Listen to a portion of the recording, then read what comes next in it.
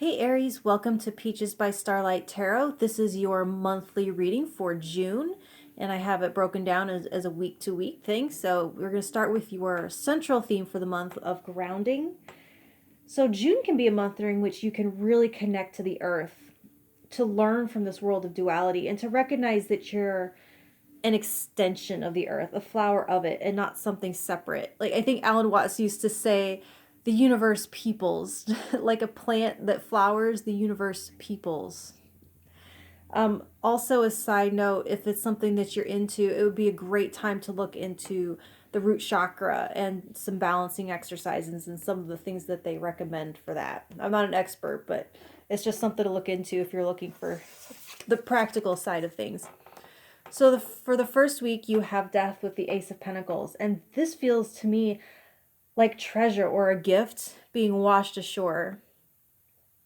So like all of the nourishing goodness of a pistachio nut after you peel off the shell and toss that part away. It's all about shedding things that can't come with you into the next phase, but in so doing, at this time you uncover something precious.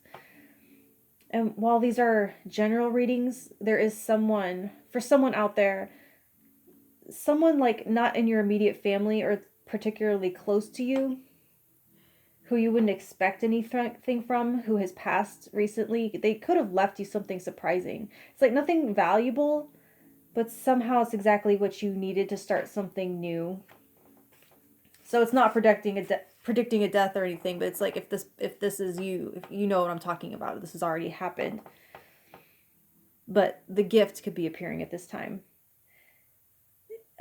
So it is a week of discovering gifts or finding something that you lost, like when you clean out a closet to donate a bunch of stuff, or things like finding a time capsule if you have to uproot and clear out a tree for some reason. And so, I mean, it could be literal for someone, but you know, I do love my metaphors. It's like in order to get the magic beans, you have to let something go.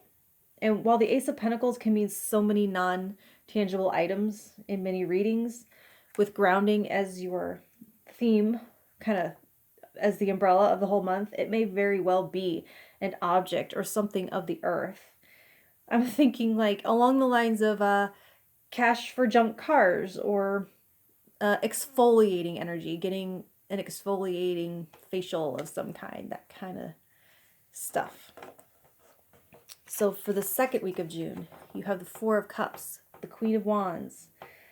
So you may come in with a little case of the blahs, but you come out super charged up and ready to handle anything. I can see some of you deciding that something's not being done to your satisfaction or your standards, and so you decide to take matters into your own hands. But for others of you, it's like doing some grounding techniques. It makes you a lightning rod for inspiration. One thing they do say to do is to go walking around outside in your bare feet. But, you know, depending on where you go, that may or may not be safe. But definitely your batteries look like they need a recharge, and getting outside into nature. And especially, I want to say, noticing the little things, like the bark of the trees or the bugs, the sounds of water, clouds. That's going to be potentially the energizer that your body needs. So the third week of June, you have the Queen of Pentacles reversed with the Eight of Cups. So interestingly, while some nature could have gotten you really fired up, there's a sense to where the energy, it could have reached such a high vibration that you maybe neglected a few things in your environment.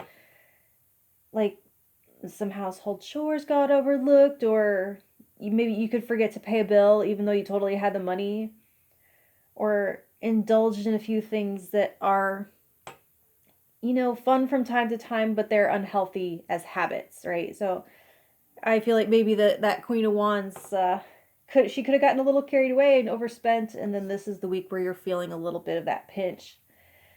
I feel like it's no big deal. I mean, it's just the energy of the week, so there's no long-term damage from it.